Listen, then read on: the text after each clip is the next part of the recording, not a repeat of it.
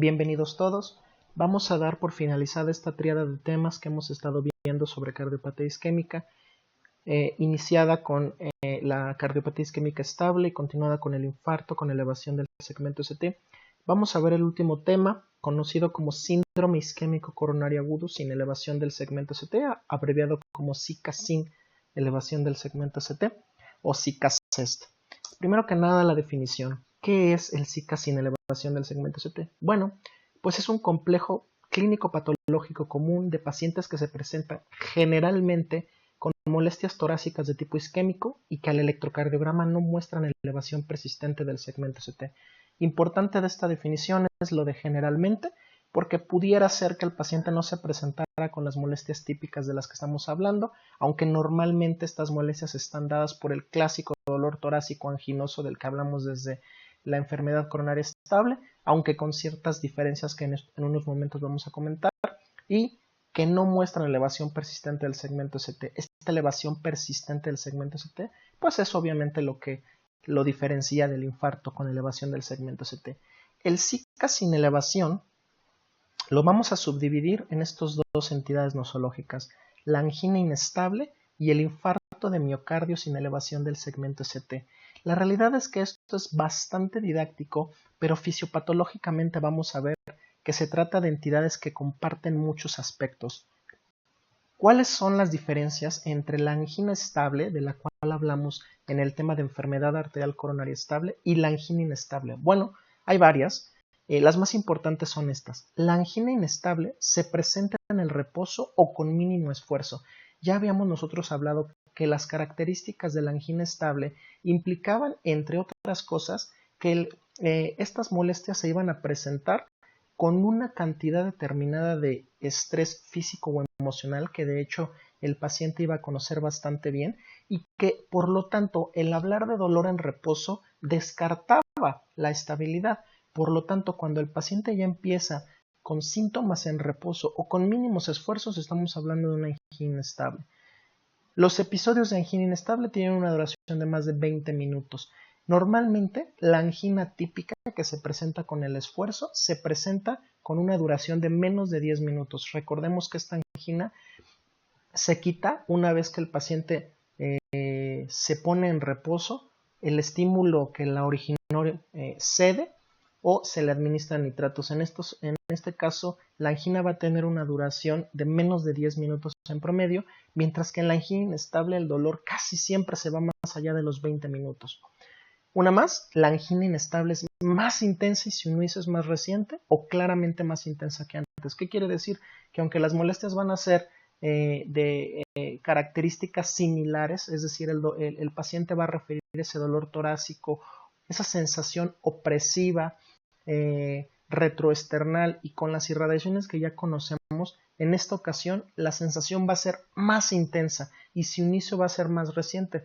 Estamos hablando de que el paciente va a decir que a lo mejor antes tenía un tipo de dolor que podría haberse clasificado como una angina estable, pero que en esta ocasión se ha aumentado en intensidad, que para él es claramente más intensa que antes o que claramente se presenta con menos esfuerzo físico que antes. ¿Cuánto? Entre 4 y 6 semanas. Y finalmente que la angina inestable tiene un perfil increciendo. ¿Qué significa esto? Que en un corto periodo de tiempo empieza a aumentar de intensidad, empieza a aumentar en número de episodios o empieza a aumentar en la cantidad que se requiere de esfuerzo físico para que se presente, es decir, menos esfuerzo físico se requiere para que se presente la angina, y esto ocurre en un corto periodo de tiempo, porque la angina estable normalmente no evoluciona con esta velocidad, se va presentando paulatinamente a lo largo de muchos meses e incluso años. En este caso estamos hablando de semanas en las que el paciente dice, ya el dolor se me presenta con menos esfuerzo, más intenso y más veces al día. Entonces todo eso podrían ser datos que estuvieran hablando de una angina inestable y es lo que lo diferencia. ¿Cuál es el más importante de todo esto? La angina se presenta en el reposo con mínimo esfuerzo y que tiene una mayor duración.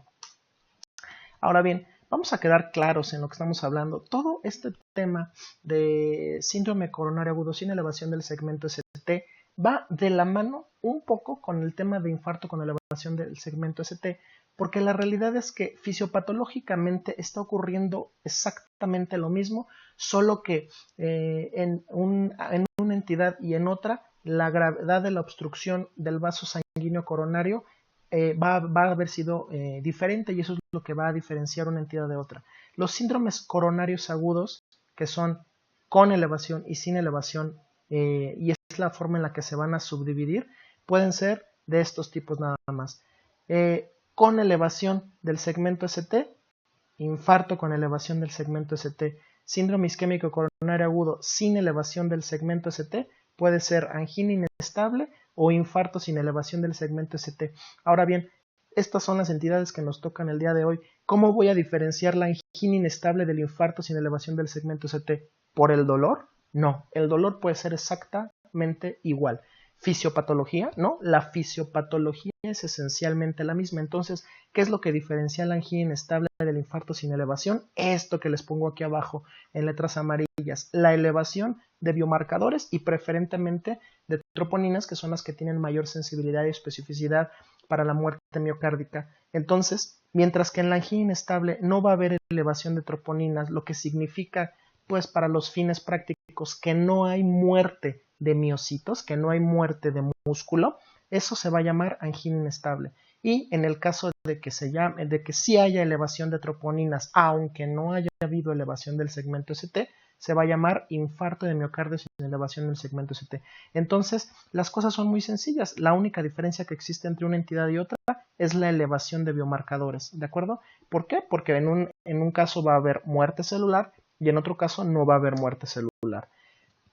La fisiopatología de los síndromes coronarios agudos es esencialmente la misma, es decir, todos van a compartir la misma fisiopatología, solamente va a haber algunas diferencias fundamentales en la gravedad de instauración y la intensidad de instauración de la obstrucción que se va a presentar en la arteria coronaria. La diferencia entre angina inestable e infarto sin elevación del segmento ST radica en la elevación de biomarcadores de daño miocárdico que solo se presentan en el infarto. Recordemos que para que nosotros podamos decir infarto, tiene que haber muerte del tejido, y la forma en la que evaluamos la muerte del tejido es con la elevación de biomarcadores. No olvidemos que esta diferencia es a posteriori en el caso del infarto con elevación. Yo no necesito de la elevación de biomarcadores para hacer el diagnóstico, solo los síntomas y un electrocardiograma. En este caso, los síntomas me van a permitir diferenciar junto con el electrocardiograma que se trata de un síndrome coronario agudo sin elevación del segmento ST, y yo con eso inicio el tratamiento. Ya la diferenciación entre angina inestable e infarto sin elevación del segmento ST la voy a llevar a cabo con los biomarcadores, en este caso las troponinas, pero yo ya estoy iniciando el tratamiento desde antes, ¿de acuerdo? Más o menos se mantiene el mismo principio. Por lo tanto, lo esencial es en la fisiopatología de los síndromes coronarios agudos, esto es lo que prima. Esta es pues la base fundamental de toda la fisiopatología. Ya lo hemos dicho en el pasado, significa que la demanda miocárdica de oxígeno va a superar al aporte coronario de oxígeno. Es decir, el corazón va a recibir menos de lo que necesita en un determinado momento. A veces entender esto es mucho más importante porque vamos a recordar que muchos pacientes podrían no tener lesiones coronarias, incluso podrían tener una arteria coronaria limpia, pero si se presenta un vasoespasmo, en ese momento a lo mejor el miocardio no va a recibir la cantidad de oxígeno que requiere para un momento determinado, y eso le puede causar un síndrome coronario agudo. Y no necesariamente estamos hablando de enfermedad arterial coronaria aterosclerosa, aunque ya sabemos que la aterosclerosis coronaria y las obstrucciones que esta ocasiona son la principal etiología de la cardiopatía isquémica, y por eso siempre las ponemos como causas centrales. Solamente hay que entender que esto va un poco más allá de esta enfermedad, y que podemos entenderlo simplemente como un desbalance entre la demanda y el aporte de oxígeno. Ahora bien, ¿cuáles son los 4 procesos que pueden intervenir en el síndrome coronario agudo sin elevación del segmento ST? Bueno, pues el más común de todos, el que todos entendemos, conocemos y siempre se menciona, es la rotura de la placa ateromatosa inestable. Seguimos con la vasoconstricción arterial coronaria, después el desequilibrio entre aporte y demanda miocárdica de oxígeno, que ya vimos que si lo vemos desde un punto de vista más global es la causa general del síndrome coronario agudo. Y 4, estrechamiento intraluminal gradual de una arteria coronaria epicárdica por aterosclerosis progresiva o restenosis después de la colocación de una endoprótesis coronaria, que es nosotros lo que conocemos como stent. Hay que entender esto que les pongo acá abajo, que estos procesos no son excluyentes entre sí y pueden suceder de manera simultánea en cualquier combinación. Por ejemplo, un paciente tiene un estrechamiento luminal gradual de una arteria coronaria por aterosclerosis y después se sobrepone un vasoespasmo que puede hacer que se cierre todavía más el lumen de esa arteria y que pues no se pueda aportar el oxígeno necesario en un determinado momento. Aquí les pongo esta imagen que me agrada bastante. Si ustedes se dan cuenta, este vaso sanguíneo está normal, se señalan las 3 capas del vaso sanguíneo, de la pared del vaso, la íntima, la media y la adventicia. Nosotros ya sabemos que la aterosclerosis sucede fundamentalmente por alteraciones de la íntima. Vemos cómo aquí hay una obstrucción coronaria que ya en la enfermedad arterial coronaria estable, en aquel tema vimos la fisiopatología de la formación de esta placa. Vemos cómo la íntima se altera y cómo va creciendo hacia el lumen coronario obstruyéndola. En esta ocasión, en este momento, este crecimiento ha sido lento, gradual. Podríamos decir que incluso el miocardio se ha ido adaptando. La idea es que de haber tenido este lumen, ahora tiene este lumen. Y entonces el corazón va a tener episodios de angina típica o de angina estable o de angina de esfuerzo, en el cual ya dijimos aumenta el esfuerzo, estrés emocional o lo que ustedes quieran, y esta luz del vaso que en reposo no le causaba problemas al paciente, con un determinado esfuerzo va a empezar a desencadenarle los síntomas. Entonces puede ser que un paciente de aquí vaya avanzando en la obstrucción cada vez mayor hasta que los síntomas se vuelvan progresivamente con menos esfuerzos, o puede ser que en algún momento esta placa que ya está formada se rompa, como ya nosotros lo hemos visto en el síndrome coronario agudo con elevación del segmento ST, y que al romperse cause una trombosis, un coágulo que termine por obstruir ya sea parcialmente el vaso sanguíneo, en cuyo caso podríamos tener angina inestable o infarto de miocardio sin elevación del segmento ST, que aquí lo mencionan como un infarto de miocardio subendocárdico. Subendocárdico porque realmente no es transmural, no atraviesa completamente el grosor de la pared del corazón. También puede llamarse subendocárdico porque en el subendocardio es donde normalmente empieza la necrosis, o obstruirse completamente, convertirse en un trombo oclusivo y tratarse de un infarto con elevación del segmento ST, que en esta imagen llaman transparietal, ¿no? O también manifestarse por muerte súbita, si el vaso afectado irrigaba una gran cantidad de músculo cardíaco y causa finalmente la muerte. Entonces, fisiopatológicamente hablando, cuando hablamos de una rotura de placa ateromatosa inestable, la realidad es que todos los síndromes coronarios agudos comparten el mismo principio, una rotura de una placa que si se ocluye completamente el vaso, hay un infarto con elevación del segmento ST. Y si se ocluye solo parcialmente, dejando algo de irrigación en el vaso sanguíneo, entonces tendríamos ya sea angina inestable, si esta disminución del flujo no alcanzó a matar células cardíacas, o un infarto sin elevación del segmento ST, si esta disminución del flujo sí alcanzó a matar células del músculo cardíaco y por lo tanto a elevar los biomarcadores de daño miocárdico. Entonces, si se dan cuenta, entre angina inestable e infarto sin elevación depende y quizá un poco la gravedad o la intensidad o incluso la duración de esta disminución del flujo coronario, con el cual se va a decidir si mueren o no mueren miocitos, mientras que en el infarto con elevación la oclusión es total y pues la muerte de los miocitos está garantizada. Entonces, aquí entendemos cómo la fisiopatología está bastante en común con todos los las subclasificaciones de los síndromes, y solamente hay que entenderlo de este modo porque es en general mucho más fácil. Ahora bien, en el Zika sin elevación puede ser la manifestación inicial de los pacientes con cardiopatía isquémica, es decir, un paciente que se conocía o se creía sano, debuta sintomatológicamente hablando con un síndrome coronario agudo sin elevación del segmento ST, pero la gran mayoría de las veces estos pacientes ya tienen un historial de angina estable o de un infarto previo. Eso es lo más común. Se puede presentar de ambas formas, así que no debemos descartar que un paciente que nunca tuvo angina estable tenga en este momento incluso un infarto. O sea, puede presentarse de nuevo el paciente en el servicio de urgencias con estos síntomas y este diagnóstico.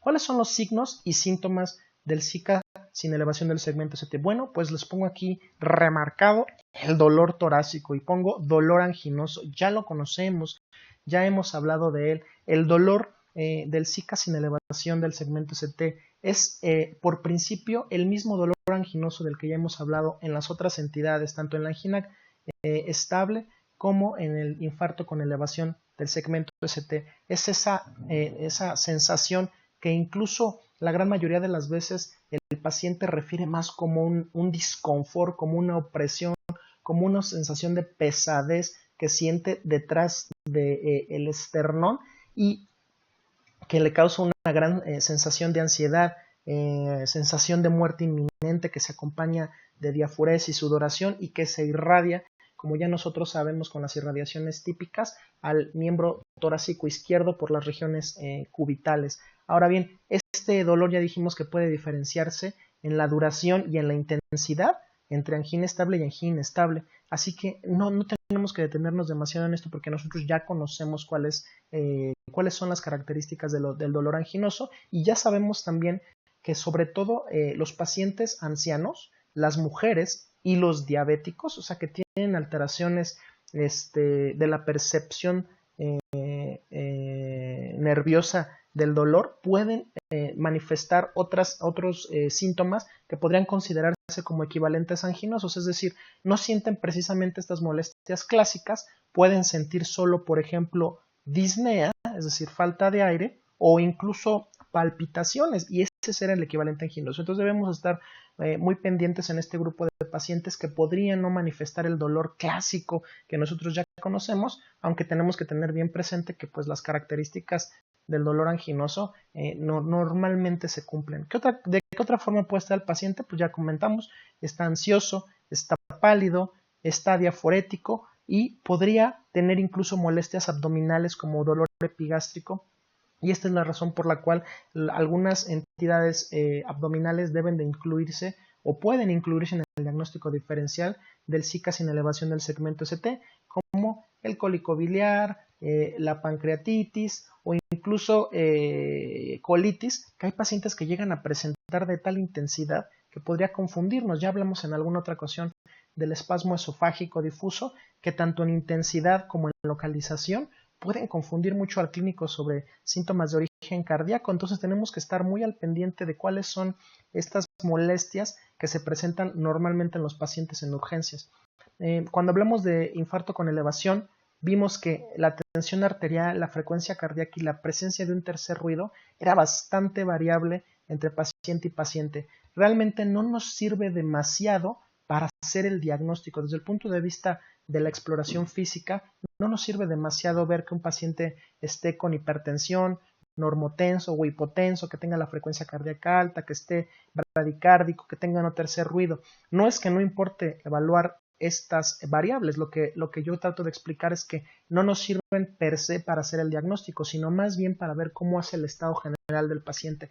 Ya habíamos hablado que un paciente que se presenta con síndrome coronario agudo puede estar o con todas estas variables normales, o sea, los signos vitales esencialmente normales, o puede estar taquicárdico, hipotenso y con todos los datos que conforman un estado de choque, en este caso un estado de choque cardiogénico. Así que todas estas variables pueden estar o no presentes y pueden variar dependiendo del estado global del paciente. Una vez más pongo el tercer ruido, porque el tercer ruido en el contexto de un infarto con elevación casi siempre está hablando ya de disfunción cardíaca, de insuficiencia cardíaca, y lo tenemos que buscar intencionadamente porque podemos encontrarnos un paciente que ingresa con ya datos de inestabilidad y lo encontramos con tercer ruido. Es un dato más que apoya que el paciente ya está cayendo en insuficiencia cardíaca.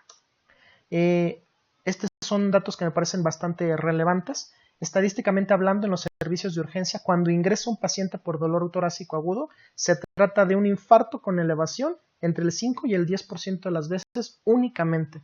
Un infarto sin elevación entre el 15 y el 20%. Se trata de una angina inestable en el 10%. Se trata de otras causas cardíacas, por ejemplo, la rotura de un aneurisma, la disección aórtica, en el 15% de las ocasiones, y causas no cardíacas como la tromboembolia pulmonar en el 50% de las ocasiones. Es decir, es lo más común es que el paciente con dolor torácico agudo no tenga un síndrome isquémico coronario agudo, pero desde luego estos diagnósticos son de exclusión. Nosotros tenemos que siempre sospechar lo peor para diagnosticarlo y ya después por descarte decidiremos si el paciente tenía otras entidades. Hay que recordar que el dolor, y lo repito aquí en esta presentación, el dolor de la disección aórtica es muy intenso, alcanza su máxima intensidad desde el principio, se refiere en la región centrotorácica con irradiaciones hacia la espalda y el paciente dice: siento que algo se desgarra dentro de mí. Esas son las características clásicas de la disección aórtica. Se acompañan desde el punto de vista de la exploración física con alteración de los pulsos periféricos, y esto es muy importante porque este diagnóstico sí lo cambia todo.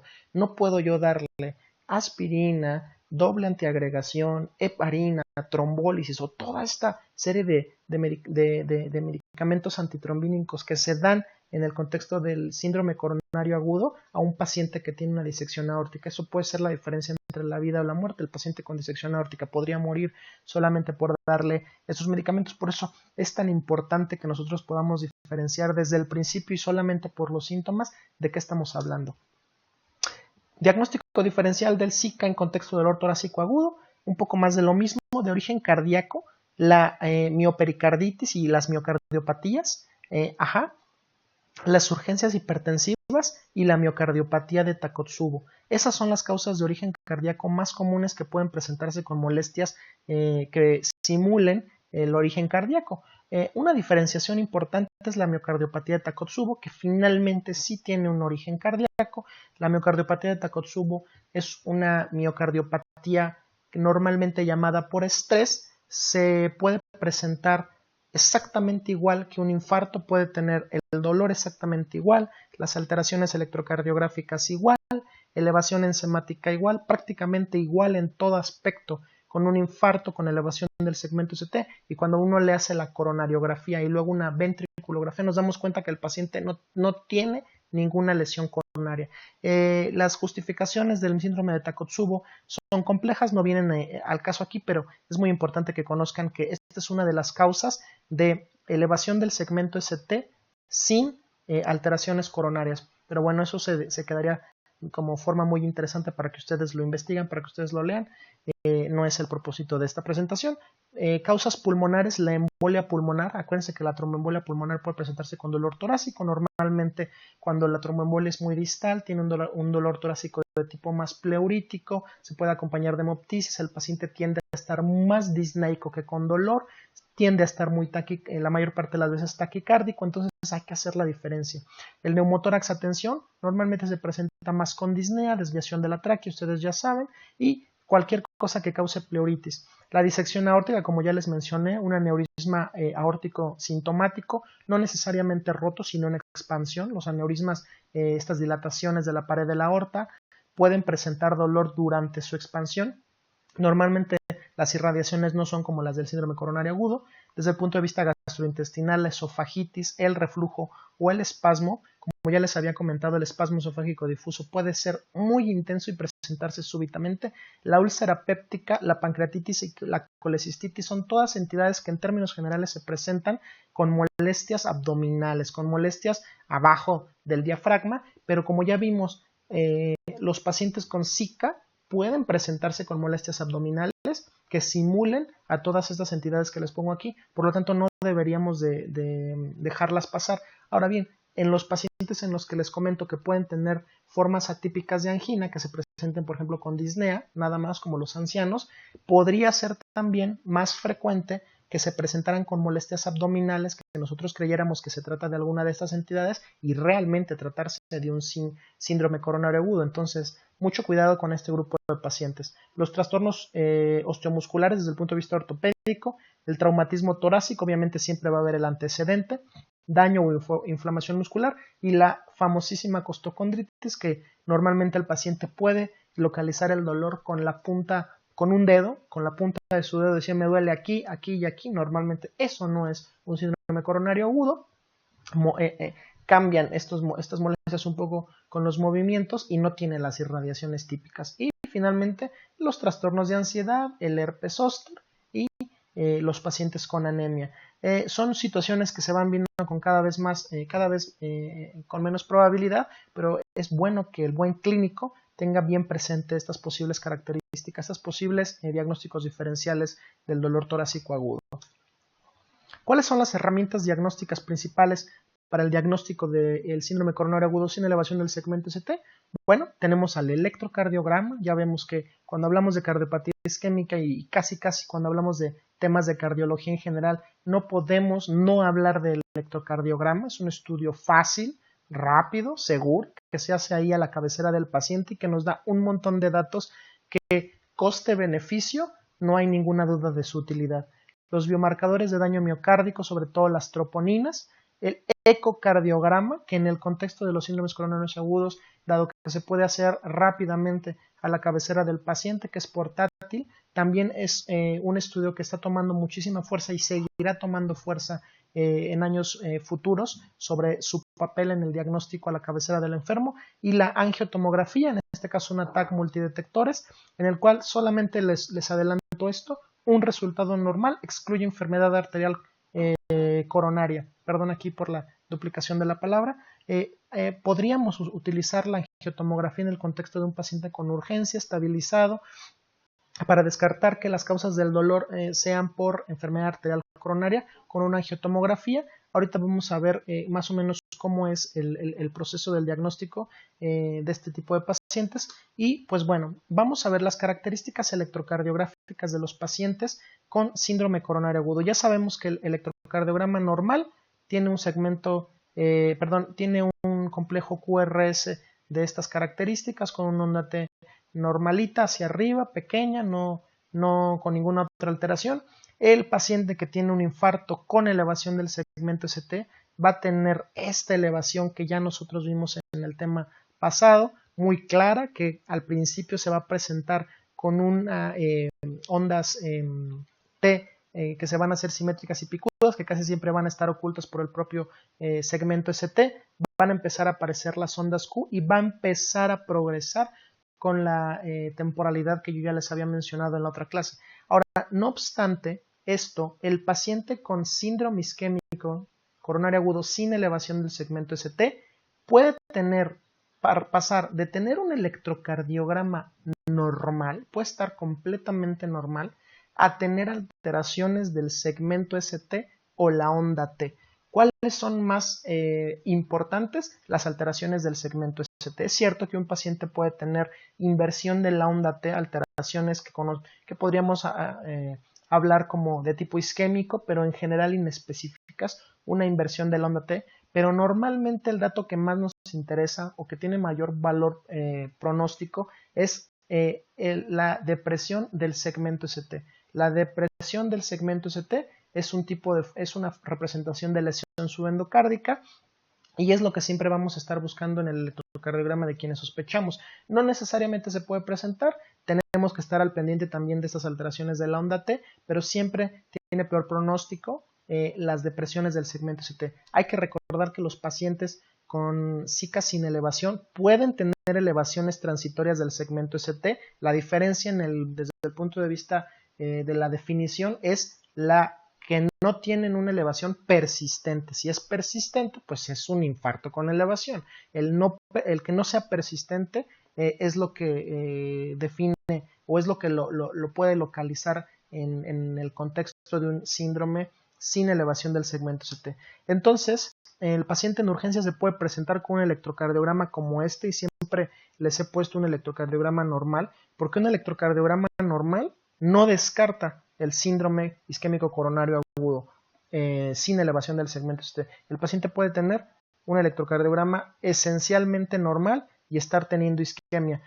Normalmente hay alguna alteración, el paciente está un poco taquicárdico o tiene alguna alteración específica de la onda T. Siempre siempre es más lógico pensar que el paciente va a tener alguna alteración, pero no debemos olvidar que el paciente podría no tener ninguna alteración relevante y aún así tener un síndrome isquémico coronario agudo. Entonces, por eso siempre les pongo el electrocardiograma esencialmente normal, que va a decir que el paciente, que no descarta que el paciente esté bastante delicado. Podemos encontrarnos esto que les pongo aquí, en este electrocardiograma. Lo que más llama la atención es este descenso, esta inversión de la onda T que se ve en estas derivaciones, desde B1 hasta B5, si ustedes se dan cuenta, en B2 y en B3 es un poco más evidente. La inversión es poco profunda, pero tiende a ser simétrica. Esto es un dato de que esta inversión de la onda T puede ser de origen isquémico. Acuérdense, decir que una alteración de la onda T es de origen isquémico ayuda mucho el hecho de que si está invertida, que la inversión sea profunda y simétrica, y si no está invertida, que esté alta, picuda y simétrica. Eso es lo que llamamos una T acuminada. Desde luego, las alteraciones de la onda T no son específicas del síndrome coronario agudo, pero el que tenga estas características que les acabo de mencionar nos ayuda a sospechar que estas alteraciones pueden ser debidas a isquemia. Entonces, bueno, en este electrocardiograma nos podemos encontrar principalmente con esta inversión de la onda T, y pues podríamos sospechar que se trata de un paciente isquémico. En este otro electrocardiograma podemos encontrar la alteración predominante no es la inversión de la onda T, es la depresión del segmento ST. Podemos ver que el segmento ST está deprimido en B2, B3, B4, B5, B6, 1, ABL e incluso en D2. Ahora, si ustedes se dan cuenta, tiene una inversión asociada a lo que pareciera ser una T que, como ya les había mencionado, tiende a ser alta. Fíjense, en este caso es más alta que el complejo QRS o que la R, es más alta, tiende a ser picuda y tiende a ser simétrica. Esto es otro dato que apoya a que estas alteraciones del segmento ST son de tipo isquémico. Esto tiene un valor pronóstico mayor que esto, que la simple inversión de la onda T.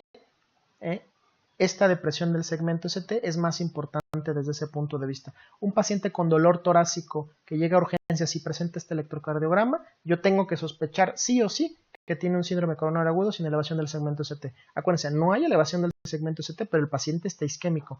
Ahora bien, les pongo estas dos fotografías, estas dos imágenes, para que vean que la depresión del segmento ST puede ser tan discreta como esto, que aquí más o menos está deprimida, ¿qué dirían ustedes? 1.5 milímetros aproximadamente, pero fíjense, es una depresión recta, que ya habíamos visto cuando hablamos un poco de la prueba de esfuerzo, como estas depresiones rectas casi siempre se deben a isquemia, o puede tener una depresión tan evidente, tan clara como esta, que aquí nos estamos yendo a varios milímetros, igual con cierta tendencia a estar recta del segmento ST. Entonces hay que estar muy atentos, porque a veces cuando la depresión del segmento ST es poco evidente, como en este caso, para las personas que no están bastante entrenados o que no han visto suficientes electrocardiogramas, podrían pasarse por alto estas depresiones. Por eso hay que estar muy atento en dónde está la línea isoeléctrica del electrocardiograma para definir si hay o no hay depresión del segmento ST. Entonces, en este caso es un paciente claramente isquémico que tiene alteraciones en el segmento ST y también tiene alteraciones en la onda T.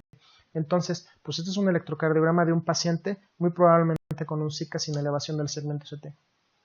Las troponinas les pongo nuevamente un esquema, ya les había puesto un esquema parecido, únicamente para que vean cómo los biomarcadores tienen diferentes momentos de inicio, diferentes momentos temporales en que alcanzan su máximo pico y diferentes momentos en el que termina o en el que disminuye o en el que desaparece sus concentraciones o su detección en sangre periférica. Ya les había comentado yo que la mioglobina es la primera en elevarse, pero también una de las primeras en disminuir completamente.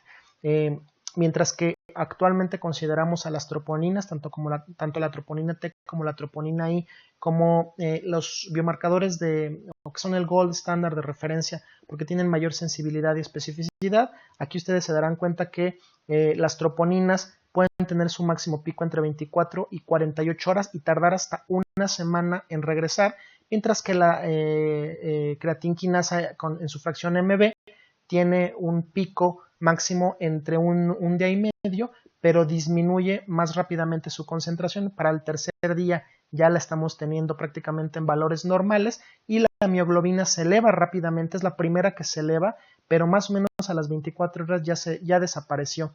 Esto ya les había comentado que podríamos nosotros encontrarle alguna utilidad a estos otros biomarcadores, porque bueno, hablar de una mioglobina ya disminuida significa que el momento álgido del infarto, si es que hubo un infarto, estamos hablando de infarto, fue ya al menos 24 horas previas y la mioglobina ya va disminuyendo. Eso nos puede ayudar a ubicar temporalmente al infarto. Ahora bien, les pongo esto que está aquí al lado porque me gustaría que vean que a pesar de la sensibilidad y la especificidad con el músculo cardíaco de las troponinas, hay otras entidades, tanto cardíacas como no necesariamente cardíacas, que pueden elevarlas. Por eso es tan importante hablar del contexto clínico del paciente. Yo necesito que las troponinas estén elevadas en el contexto clínico apropiado, es decir, en el momento donde la clínica de dolor me sugiera isquemia para yo poder decir que el paciente tiene un infarto, ya sea con elevación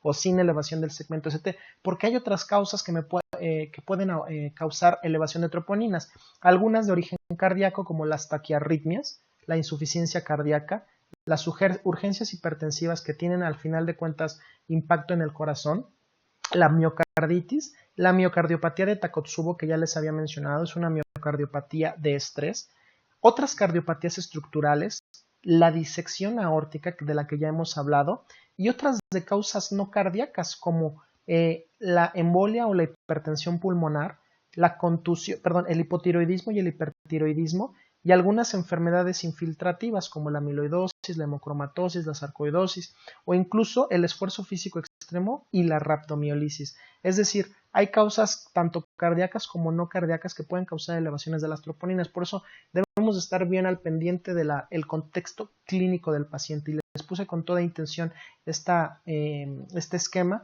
para que no se queden con la idea. Estamos hablando de que las troponinas tienen la mayor sensibilidad, especificidad y tienen la mayor relación, la mayor afinidad por el músculo cardíaco, pero hay algunas entidades que permiten su elevación sin que estemos hablando de un infarto de miocardio necesariamente. Ahora bien, aquí les voy a mostrar unos pequeños videos primero de un ecocardiograma normal y después de un ecocardiograma con alteraciones de la movilidad segmentaria. Yo ya les había comentado cuando hablamos de infarto con elevación que el ecocardiograma podía ser de gran utilidad si nosotros lo hacíamos de una forma bastante dirigida. El ecocardiograma puede tener tanto alteraciones de la movilidad como darnos datos que nos sugieran diagnósticos alternativos que estén pudiendo causar los síntomas del paciente. Vamos a pensar primero que nada en un ecocardiograma normal. Si ustedes se dan cuenta, no necesitan ustedes ser expertos en ecocardiografía, ni mucho menos, simplemente quiero que noten, les voy a poner el video, cómo en estas imágenes el corazón se está moviendo todas sus cavidades y todas las paredes se están moviendo perfectamente bien. Miren esto ustedes. Fíjense ustedes cómo las paredes del corazón, una se contrae contra la otra perfectamente. Ahorita vemos aquí como esta es una vista transversal. Miren cómo el corazón se contrae, las paredes unas con las otras como una donita. Si se dan ustedes cuenta, aquí le voy a poner tantito pausa para que vean. Este es un corte transversal, este es el ventrículo izquierdo y este es el ventrículo derecho. Y ustedes se dan cuenta que cuando se está moviendo, las paredes completamente del ventrículo izquierdo, todas se van hacia el centro de la cavidad y se engruesan. Eso habla de que todas las paredes que estoy viendo desde esta ventana, desde esta perspectiva, se están moviendo bien, no hay alteraciones de la movilidad. Eso es un dato de que el paciente, pues al menos durante el momento que se le está haciendo el ecocardiograma, no está sufriendo de isquemia, al menos lo bastante severa como para que le cause alteraciones de la movilidad. Entonces, si ustedes se dan cuenta, miren, se pegan. En esta otra imagen, ahorita se las vuelvo a poner, vemos el ventrículo izquierdo, el ventrículo derecho la aurícula derecha y la aurícula izquierda. Esta es la válvula mitral, aquí por acá andará la válvula tricúspide. Ahora quiero que vean cómo las paredes, estas paredes, que en estas vistas, en esta vista que estoy poniendo, esta es la pared septal, este es el septum interventricular, y esta es la pared anterolateral, ajá, ¿ya lo vieron? Fíjense cómo se mueven hacia el centro, tanto la pared septal como la pared lateral se mueven todas hacia el centro y conforme se van moviendo se engruesan. Eso habla de que la función contráctil del corazón está conservada y tan rápido como que yo le ponga el ecocardiograma al pecho al paciente, busque esta ventana y me dé cuenta que se está moviendo bien. Observen ustedes, todo se mueve. ¿Ven? Mueve y engruesa. Esta es otra vista, es una vista diferente en donde vemos caras diferentes.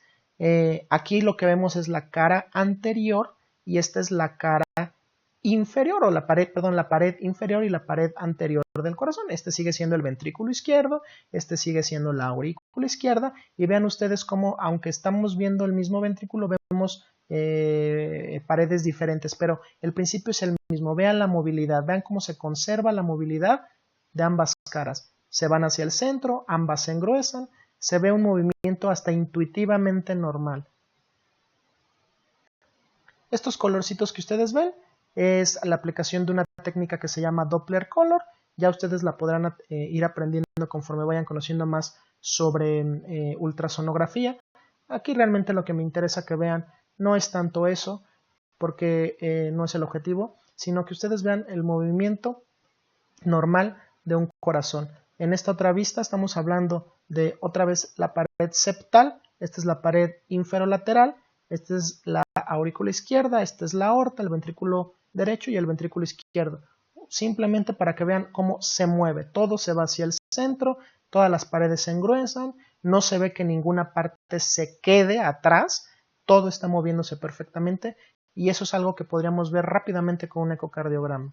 Ahora, vamos a comparar un ecocardiograma que tiene alteraciones de la movilidad segmentaria. Cuando una parte en particular no se mueve bien, eso nos habla de que esa parte puede estar sufriendo de isquemia. No le está llegando suficiente cantidad de oxígeno y entonces no se mueve adecuadamente. Se mueve mal, se queda atrás con respecto al resto del corazón. Y eso es la forma en la que quiero que vean la gran utilidad que puede tener el ecocardiograma en el contexto agudo en el área de urgencias. Observen esto. Observen esto, cómo no solamente esta región comparada con esta fotografía, esta imagen que ahorita vieron en el video, cómo se movía todo perfectamente en este caso, solamente se mueve esta región y esta otra que les estoy mencionando acá, que les estoy señalando acá, circunscribiendo, se queda atrás, no se mueve, ahí se está quedando, observen ustedes. Se ve muy claro cómo hay alteraciones de la movilidad. Y en esta otra imagen, nuevamente, esta región se va quedando con respecto a la región anterior, que se mueve algo mejor. La región anterior engruesa y toda la región inferior se está quedando. Entonces, aquí se ven claramente alteraciones de la movilidad segmentaria que casi siempre hablan de isquemia. Entonces, aquí se ve muy claro cómo mientras en un video todo se mueve perfectamente, en el otro video hay claras alteraciones de la movilidad segmentaria. Esas son las bondades del ecocardiograma en el área de urgencias. Aquí se ven simultáneamente, se ve claramente la diferencia y bueno, esa es una forma en la que nosotros podemos apoyarnos con esta herramienta diagnóstica. Vamos a seguir adelante. ¿Cuál es la evaluación del riesgo? Una vez que el paciente llega al área de urgencias, tengo que hacer una evaluación de riesgo. El riesgo se puede evaluar de forma inicial de tres formas distintas. Primero, la presentación clínica. El paciente que tiene dolor torácico en reposo en lugar de dolor torácico con mínimo esfuerzo. Ahí parece que hay una delgada línea entre eso, pero hay una diferencia desde el punto de vista pronóstico. Tiene más riesgo aquel que tuvo dolor sin hacer ninguna actividad. Estaba sentadito viendo la tele, tuvo dolor. Es peor que aquel que tuvo dolor con mínimo esfuerzo.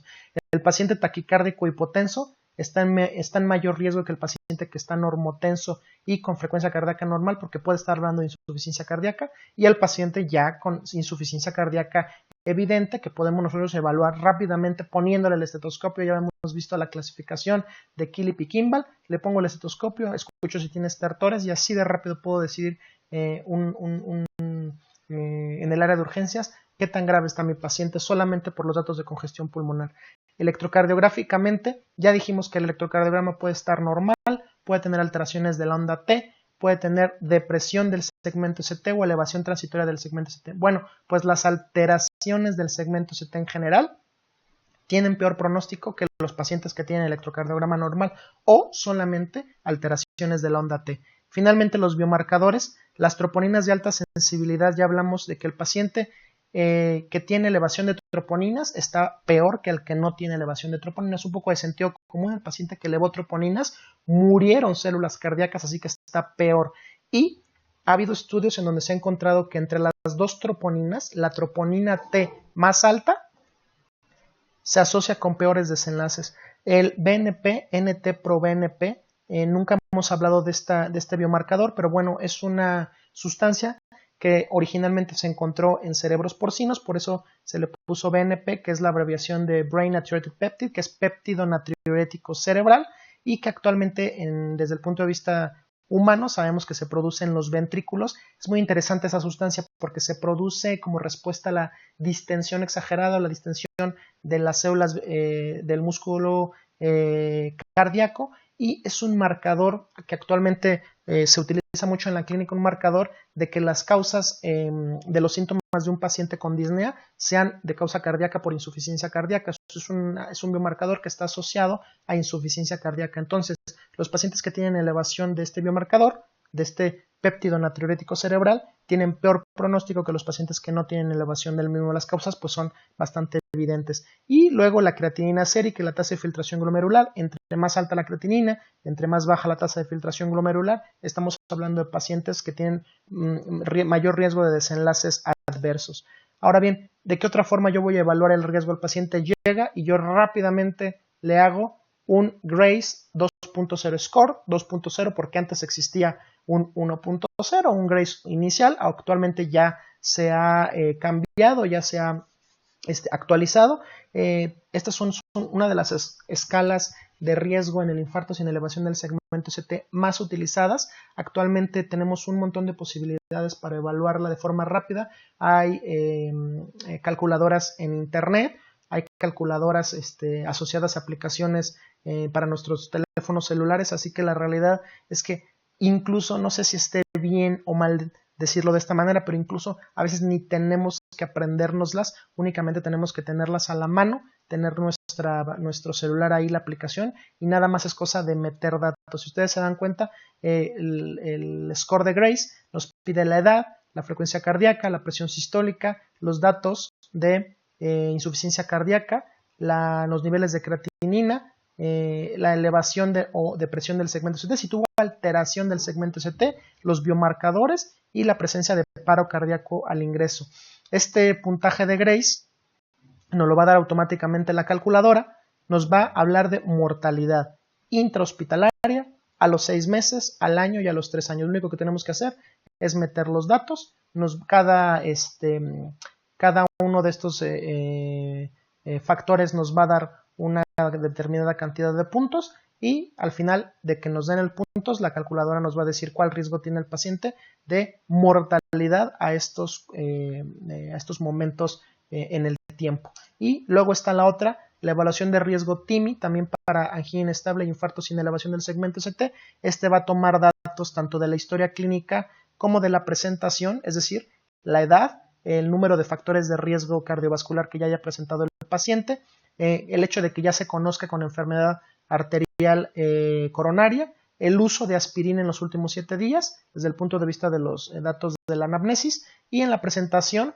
que la angina haya sido severa y reciente, que haya elevado biomarcadores o que haya tenido cambios en el ST. Todo esto recalca el hecho de, por ejemplo, en el Grace score, que una elevación o depresión del segmento ST y una elevación de troponina siempre va a ser peor a que el paciente no tenga eso.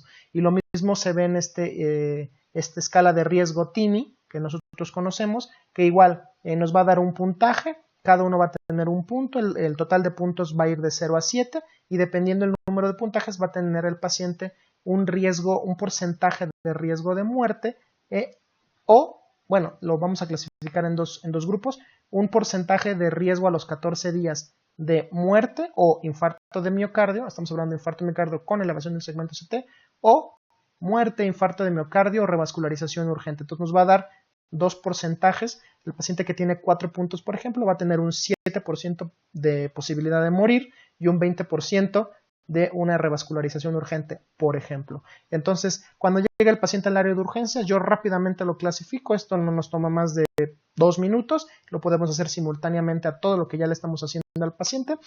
Y bueno, ¿qué más tenemos que hacerle al paciente? Evaluar el riesgo hemorrágico. Los pacientes que ingresan con síndrome coronario agudo tienen un riesgo hemorrágico per se, dada los medicamentos y dado los manejos que nosotros les vamos a dar, sobre todo si el paciente ingresa a coronariografía diagnóstica. Entonces, uno de los scores más validados para evaluar el riesgo de que el paciente tenga hemorragia mayor durante la hospitalización es el score Crusade. Bueno, ustedes se darán cuenta que el score Crusade va a evaluar el hematocrito, la depuración de creatinina, el ritmo cardíaco, el sexo del paciente, la presentación o no de datos de insuficiencia cardíaca, el que tenga enfermedad vascular previa, diabetes mellitus y la presencia de hipertensión.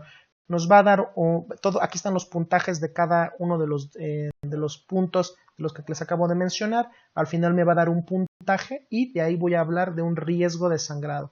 Puntaje muy bajo, 3.51% de sangrado mayor. Un puntaje muy alto, casi un 20% de posibilidad de que el paciente tenga un sangrado mayor durante la hospitalización. Y eso es importante que lo tengamos siempre en cuenta en el paciente con síndrome isquémico coronario agudo sin elevación del segmento CT, dado los medicamentos que se le van a administrar posteriormente. Aquí les pongo una captura de pantalla de la página oficial de Crusade, donde ustedes pueden ver cómo simplemente tienen que meter los valores, o sea, realmente aquí la tecnología nos simplifica la vida, solamente tengo que meter valores y al final el aparato, la máquina, la computadora me da el score, me da el puntaje. En este caso yo metí valores al azar, me dio un puntaje de 37 y un riesgo de sangrado mayor hospitalario de 8.4%. Entonces lo único que tenemos que hacer es meternos a la página crusadebleedingscore.org y eso es todo lo que tenemos que hacer. Hay aplicaciones para celular, por supuesto,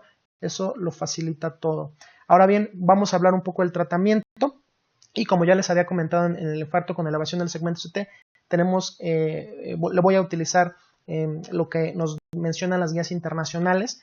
Entonces, para que nosotros entendamos eso, tenemos que entender a qué nos referimos con grados de recomendación y los niveles de evidencia. Esto ya lo habíamos visto, solamente les recalco por qué es importante conocer qué es si lo que estamos haciendo está basado o no está basado en la evidencia, y si está basado en la evidencia, con qué calidad de evidencia. Entonces, recordamos la clase 1, acuerdo general o evidencia de que algo debe de hacerse y por lo tanto se recomienda. La clase 2 es cuando la evidencia es conflictiva o divergente y puede haber 2A o 2B. La 2A se debe considerar una conducta, 2B se puede recomendar. Nadie va a crucificar a nadie si no hace una clase 2B, por ejemplo, y clase 3 están todos de acuerdo o hay evidencia bastante adecuada como para decir que algo no debería de hacerse. Y los niveles de evidencia, nivel de evidencia A, cuando estas recomendaciones están dadas por múltiples ensayos clínicos aleatorizados o metaanálisis, nivel de evidencia B, cuando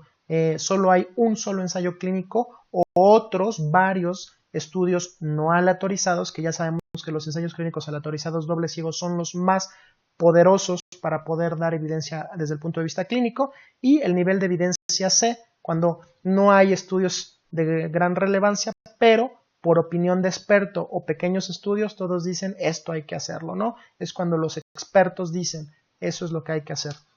Entonces, bueno, lo primero que vamos a ver es las recomendaciones para el diagnóstico, la estratificación y las técnicas de imagen y monitorización de los pacientes con síndrome sin elevación del segmento CT. Lo primero es el diagnóstico y estratificación del riesgo a corto plazo deben basarse en historia, síntomas, hallazgos físicos, electrocardiograma y resultados de laboratorio, es decir, un conjunto de todo. Lo primero que tenemos que saber es, hay que hacerle un electrocardiograma en un plazo no mayor de 10 minutos. Ya sabemos que esto es un indicador de calidad y tenemos que hacérselo a todos los pacientes con sospecha de síndrome coronario agudo. Si el diagnóstico es incierto, le hago otro.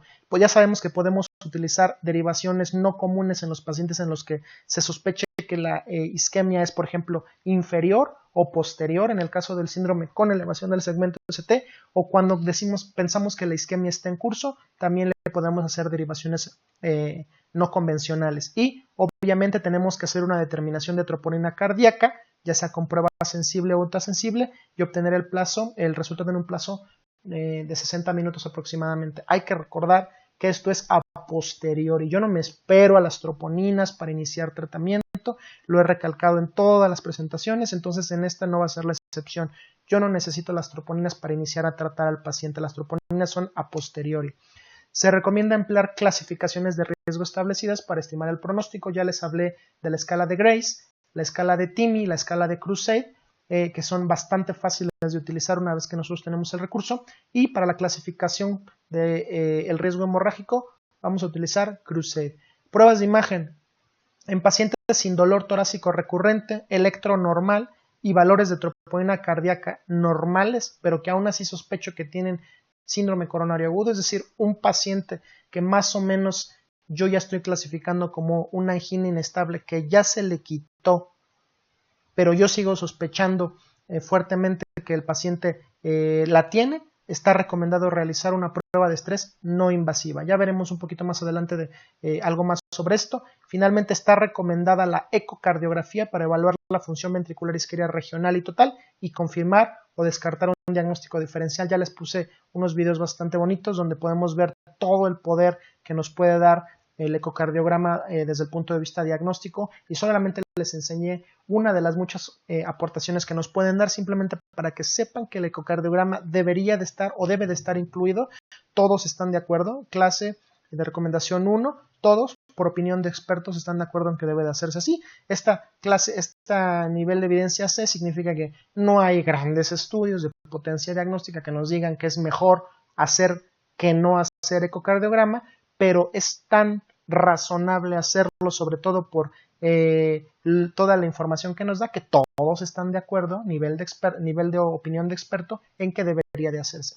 Se debe considerar la coronariografía por tomografía como alternativa a la angiografía invasiva para excluir el diagnóstico de Zika cuando la probabilidad de enfermedad arterial coronaria sea baja o intermedia, o si la troponina y el electrocardiograma no son concluyentes. Ya habíamos entonces hablado de la potencial utilidad de la tomografía. Aquí se les recalca en cuáles son los momentos en los que sería razonable hacerle una tomografía en lugar de hacerle una coronariografía. Si los valores de troponinas y electros son inconcluyentes, y el riesgo de síndrome coronario agudo es bajo, podría ser razonable solicitarle al paciente más bien una angiotomografía.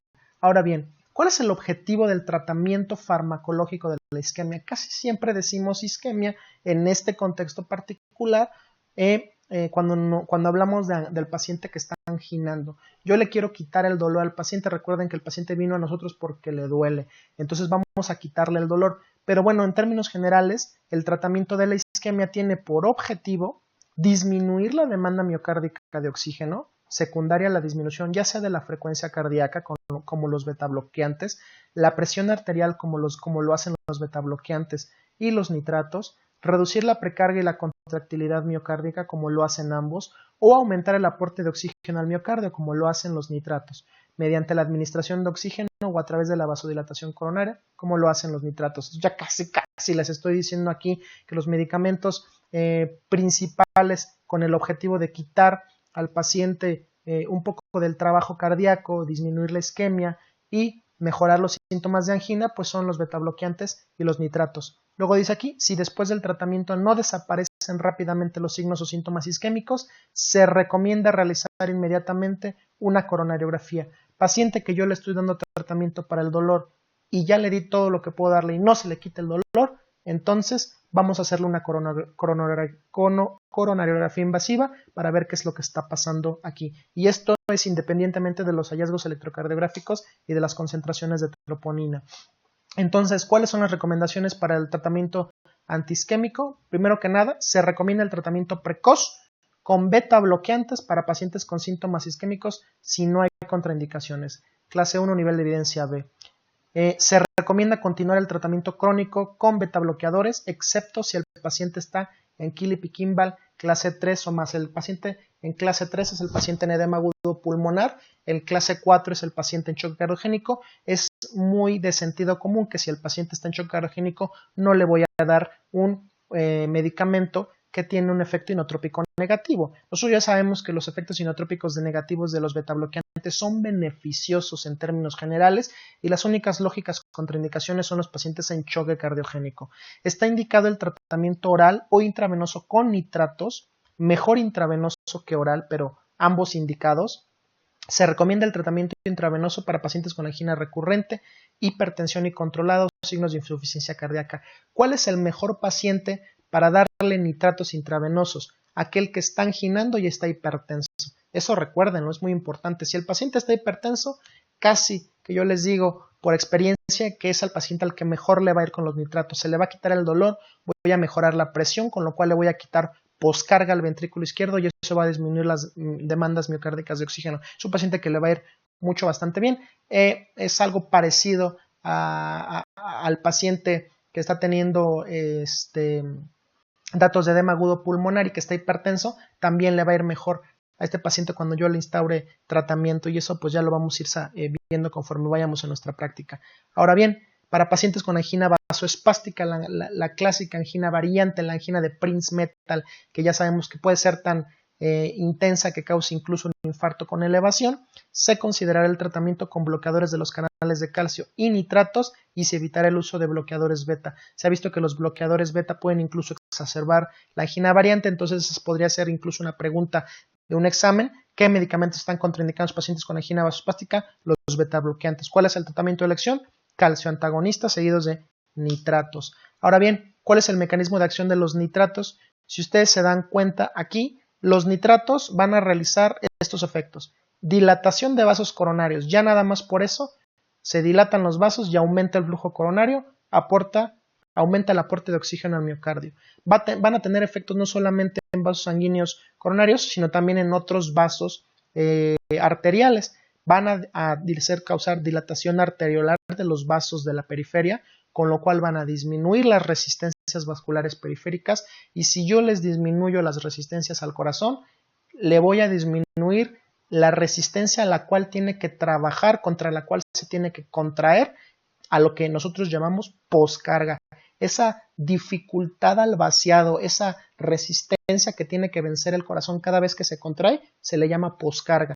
Si yo quito resistencias vasculares periféricas con nitratos, le quito la poscarga, y si yo hago que el corazón tenga que esforzarse menos para sacar su contenido hacia la periferia, entonces estoy disminuyendo el consumo miocárdico de oxígeno. Esos son los efectos de los nitratos desde el punto de vista arterial, pero venoso también tiene algún beneficio. También causan dilatación venosa, con lo cual disminuyen el retorno venoso, y si yo disminuyo el retorno venoso, disminuyo la precarga. La precarga es esa cantidad de sangre, para ponerlo en términos muy sencillos, que llega al corazón en cada ciclo cardíaco, y con la cual el corazón se llena y con la cual se distiende el ventrículo derecho para después sacar ese contenido hacia la circulación pulmonar. Entonces, si yo disminuyo la cantidad de sangre que llega al corazón, eso va a disminuir la precarga y también va a disminuir el consumo miocárdico de oxígeno.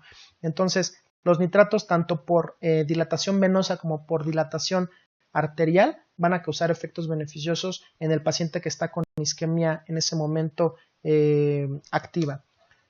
¿Cuáles van a ser los mecanismos de acción de los betabloqueantes? Primero que nada, ¿cómo van a actuar en términos moleculares? Van a actuar como antagonistas competitivos y específicos de los efectos beta-adrenérgicos de las catecolaminas, adrenalina y noradrenalina. Y si ustedes tienen alguna idea de los efectos deleterios que tienen estas dos hormonas sobre un corazón que está isquémico, se darán cuenta de todos los beneficios que tienen los betabloqueantes. Disminuyen la frecuencia cardíaca, disminuyen afterload, que es poscarga, disminuyen el estrés, por lo tanto, de la pared, disminuyen la contractilidad, recordemos que son inotrópicos y cronotrópicos negativos, y van a incrementar la perfusión diastólica, Acuérdense mucho que las arterias coronarias se encargan de irrigar al corazón y esto sucede en diástole. El corazón se irriga a través de las arterias coronarias en diástole. Los betabloqueantes incrementan la perfusión diastólica y disminuyen la vasoconstricción coronaria durante el ejercicio. Entonces, en términos globales, disminuyen la demanda y medio que aumentan el aporte. Entonces, a final de cuentas, los efectos de los beneficiosos de los betabloqueantes se vuelven muy, muy, muy claros. Ahora, vamos a hablar de los fármacos antiplaquetarios. Los pacientes en síndrome coronario agudo, en general, y sin elevación del segmento ST también, van a tener que requerir de fármacos antiplaquetarios. No habría por qué no, si el mecanismo fisiopatológico es el mismo. Ya hablamos de que la rotura de placa inicia con la agregación plaquetaria. Entonces, aquí vemos que lo primero que ocurre cuando se sucede una lesión es la adhesión plaquetaria y después la agregación plaquetaria. Si ustedes se acuerdan de la clase anterior, la agregación plaquetaria se lleva a cabo mediante los receptores GP de glicoproteína 2B3A a través de los puentes que genera el fibrinógeno, y es ahí donde llegan los inhibidores de la glucoproteína 2B3A que ejercen su acción antiplaquetaria al evitar o al bloquear estos receptores para el fibrinógeno. Entonces van a evitar la agregación plaquetaria. Estos podrían considerarse efectivamente antiagregantes plaquetarios, ¿de acuerdo? Entonces, bueno, ya sabemos que el ácido acetil salicílico, la famosísima aspirina, junto con el clopidogrel, el ticagrelol y el prasugrel, son los medicamentos antiplaquetarios por excelencia en los síndromes coronarios agudos. Y bueno, solamente hay que ver dónde inicia este proceso de la generación del trombo plaquetario. Todo inicia aquí. Esta diapositiva ya se las había puesto en alguna otra presentación.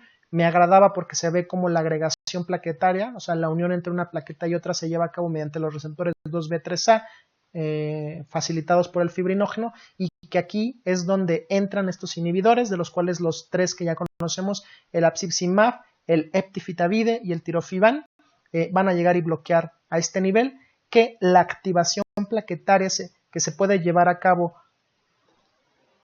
Esta activación plaquetaria se va a llevar a cabo mediante un montón de mecanismos, la mayoría de ellos bastante complejos, y que van a iniciar algunos de ellos por activación de receptores que se encuentran en la superficie de la membrana de la plaqueta. En este caso, los receptores P2Y12, que van a tener por ligando al ADP, van a ser bloqueados selectivamente por los medicamentos como el clopidogrel y el prasugrel. Y por este lado, por el ticagrelol. Y finalmente, como el ácido araquidónico es mediado por la ciclooxigenasa, se va a transformar o va a generar el tromboxano 2, lo cual va a ser inhibido por el ácido acetil salicílico, por la aspirina que nosotros ya conocemos, y de esta manera entendemos un poquito más globalmente cómo es que funcionan los fármacos antiplaquetarios, que es bastante importante. Al respecto de la inhibición plaquetaria, ¿cuáles son las recomendaciones internacionales? Y pues son estas, ¿no? Que se debe administrar ácido acetil salicílico a todo paciente sin contraindicaciones, con una dosis de carga de 150 a 300, lo cual es, como ya ustedes se acordarán, similar a la del síndrome con elevación del segmento ST, y una dosis de mantenimiento de 75 a 100 miligramos a largo plazo. Una indicación 1A, todos sabemos que debemos hacerlo y estamos de acuerdo desde todos los puntos de vista estadísticos e investigación que debe de hacerse así. Ahora bien, se debe de añadir a la aspirina un inhibidor de P2Y12 y mantenerlo durante 12 meses, extremadamente importante, excepto cuando haya contraindicaciones como excesivo riesgo de sangrado. ¿Cuál es el inhibidor de P2Y12 que voy a utilizar? Bueno, se recomienda ticagrelol en estas dosis si no existen contraindicaciones para todos los pacientes con un riesgo de eventos isquémicos moderado o altos, que tengan, por ejemplo, las troponínas positivas, independientemente de la estrategia inicial de tratamiento, incluso para los pretratados con clopidogrel, que se debe de interrumpir, obviamente. Entonces, ticagrelol y prasugrel, que lo ponen aquí abajo, recomendado para pacientes que vayan a someterse a ICP si no hay contraindicaciones, son los medicamentos de elección. Una vez más, quedamos claros en que el ticagrelol y el prasugrel están indicados por sobre el clopidogrel, y vemos aquí como el clopidogrel queda pues para los pacientes a los que no se pueda tratar con alguno de estos dos medicamentos, queda con indicación 1B y por lo tanto los ponemos por sobre el clopidogrel.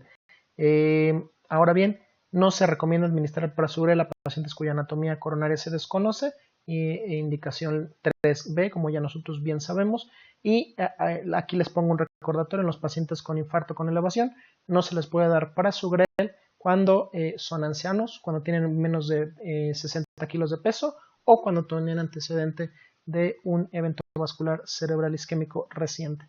En cuanto al tratamiento antiagregante intravenoso, que nosotros sabemos que es mediante los inhibidores de la glucoproteína 2B3A, se deben de considerar durante el intervencionismo coronario percutáneo en situaciones de rescate o complicaciones trombóticas. Por ejemplo, cuando durante el cateterismo se encuentra alta carga de trombo o cuando hay fenómeno de no reflujo. Ya les había mencionado, pasa la guía, se infla el balón, se pone el stent y aún así no encontramos flujo coronario. Esa es una de las indicaciones para los inhibidores de la glucoproteína 2B3A en forma intravenosa, como la infusión de tirofiban, por ejemplo. Y se puede considerar la administración de cangrelor, otro medicamento del que casi no hablamos porque su disponibilidad, al menos en nuestro medio, no es tan buena. Pero bueno, se puede indicar a pacientes no pretratados con un inhibidor de P2Y12 que van a someterse a ICP con una indicación 2BA. No se recomienda administrar inhibidores de la glucoproteína 2B3A a pacientes cuya anatomía coronaria se desconoce, lo mismo que con el prasugrel. Son medicamentos que debemos de utilizar únicamente cuando ya conocemos la anatomía coronaria, es decir, que se le ha hecho al paciente una coronariografía previamente. De los dosis de los inhibidores de la glucoproteína 2B3A, cuando hay función renal normal o anomalías de la misma, puesto que estos se tienen que ajustar, están aquí. Les voy a nada más a recalcar el tirofiban, que es el que normalmente tenemos más a nuestro alcance. Obviamente los demás aquí están, nada más tenemos que leerlo. La función renal normal implica un bolo de 25 a 10 microgramos por kilo, seguido de una infusión a 0.15 microgramos por kilo por minuto. No tiene necesidad de ajuste cuando hay un estadio 3 de enfermedad renal crónica, y en enfermedad estadio 4 se reduce la infusión a 0.05, y cuando el paciente está en estadio 5 no se recomienda administrar este medicamento. Nada más. Recordar que el apiximab no se recomienda en términos generales para los pacientes con alteraciones de la función renal, y bueno, hay que tener esto en consideración. Los pacientes con SICA sin elevación del segmento CT también tienen que estar anticoagulados. Ya conocemos las razones fisiopatológicas posteriores a la formación del trombo plaquetario. También se forma un trombo ya fijo mediante fibrinógeno-fibrina, y bueno, finalmente por eso se entiende que la anticoagulación sea completamente necesaria. Aquí les pongo, ya nosotros conocemos perfectamente cuáles son los anticoagulantes que tenemos a nuestra disposición, lo conocemos a la perfección en el infarto con elevación, pero aquí les recalco el Fondaparinux, porque en el caso del síndrome isquémico sin elevación del segmento CT, el Fondaparinux toma un papel de gran relevancia, siendo el principal medicamento recomendado, incluso por sobre las heparinas que ya conocemos, no fraccionada y enoxaparina, y por eso se los pongo aquí recalcado en amarillito.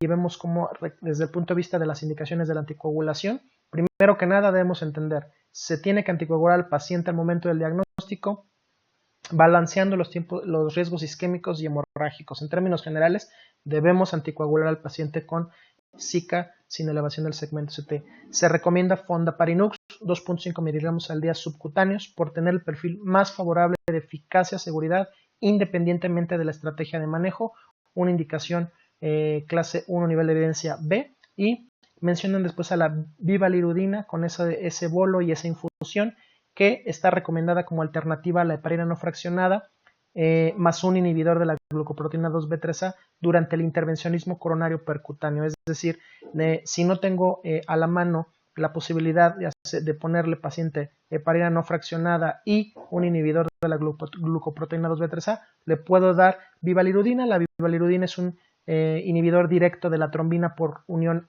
a esta. Ahorita vamos a ver cuál es el mecanismo de acción del Fondaparinux. los mecanismos de acción de la heparina no fraccionada y de la enoxaparina ampliamente conocidos, y pues por supuesto tenemos a los pacientes con sus indicaciones claras cuando es que este es el medicamento que se va a dar. Se va a recomendar la heparina no fraccionada, 70-100 unidades por kilo IV o 50-70 unidades por kilo si es que le vamos a asociar un inhibidor de la glucoproteína 2B3A para pacientes que van a someterse a intervencionismo coronariano percutáneo y no han recibido anticoagulación previa, y para los pacientes a los que no dispongamos de fondaparinux le podemos dar enoxaparina o heparina no fraccionada, es decir, no confundirse con la indicación previa. La indicación previa habla específicamente de la heparina no fraccionada en los contextos en los que se va a someter al paciente a intervencionismo coronario percutáneo, y acá la indicación de enoxaparina y heparina no fraccionada en términos generales cuando no se disponga de fondaparinux, que ya sabemos que en este contexto es el más indicado por tener el mejor performance farmacológico. Y se debe considerar a la enoxaparina el anticoagulante para intervencionismo coronario percutáneo en pacientes que ya se les había dado enoxaparina. Entonces, si ya les había dado enoxaparina, pues mejor le sigo dando enoxaparina. Como una mención extra, les pongo hasta acá abajo, no se recomienda el cambio de tratamiento de heparina no fraccionada, heparina de bajo peso molecular. En algunas instituciones llega a hacerse este cambio de forma a lo mejor no tan correcta. Entonces ustedes deben de saber que si ya empezamos con heparina no fraccionada, lo ideal es continuarnos con un medicamento desde el punto de vista de riesgo-beneficio, ¿sale? Entonces, ¿cuál es el mecanismo de acción del fondaparinux? Bueno, inhibición selectiva del factor 10A por mediación de su unión a la antitrombina 3. Aquí se ve el fondaparinux es un pentasacárido, se une a la antitrombina 3 y mediante esta unión vamos a inhibir al factor 10A. Normalmente la antitrombina realiza esta inhibición de forma normal. Ya sabemos que la heparina potencia el efecto de la antitrombina. En este caso, el pentasacárido fondaparinux hace más o menos lo mismo, termina inhibiendo este factor 10A mediante su unión a la antitrombina, va a prevenir la transformación de protrombina a trombina y finalmente la acción que tiene la trombina sobre el fibrinógeno y el coágulo final de fibrina. Entonces esa es la forma en la que actúa el fondaparinux, ya lo sabemos ahora y debemos de utilizarlo si lo tenemos en nuestra disponibilidad. Ahora bien, en cuanto al tratamiento anticoagulante, ¿cuál es la dosis? De heparina no fraccionada, ya sabemos nosotros cuál es antes de la angiografía si el paciente va a ser sometido a la misma. Estas son las dosis, esta es la infusión, y cuál es el objetivo siempre cuando hablamos de heparina no fraccionada, es entre 1.5 y 2.5 veces el control de TTP. Ya sabemos que en el caso de la enoxaparina no necesitamos tener controles de TTPA, no se controla de esa manera, puesto que dinámicamente es más predecible las concentraciones y los efectos. Únicamente dar la dosis que le toca al paciente, 1 miligramo por kilo subcutáneo 2 veces al día. Aquí están las dosis del fondaparinux, la dosis de la bivarilodina y los ajustes dependiendo del estadio de insuficiencia renal crónica. Yo creo que lo más rescatable de aquí es entender que estos medicamentos se ajustan a la función renal del paciente y que lo único que no hay que ajustar es la heparina no fraccionada. De hecho, yo creo que en la práctica clínica de la mayoría de nosotros utilizamos este medicamento cuando no podemos utilizar otros por la función renal, así que esto se mantiene en estas circunstancias. Ahora bien, les pongo esta tabla porque me parece muy relevante. La fibrilación auricular tiene una alta prevalencia en los pacientes que tienen síndrome isquémico coronario agudo y por lo tanto debemos de saber qué es lo que vamos a hacer. Recuerden que la fibrilación auricular es una enfermedad que amerita anticoagulación del paciente. Los pacientes con esta arritmia tienden a formar trombos en la aurícula izquierda y estos trombos se desprenden y viajan a la circulación general causando infartos. El principal tipo de infartos y más peligroso que causan es el infarto a nivel cerebral. Entonces, en términos generales debemos de anticoagular a los pacientes que tienen fibrilación auricular. Ahora, ¿qué pasa si un paciente tiene un síndrome isquémico coronario sin elevación del segmento ST y aparte tiene fibrilación auricular?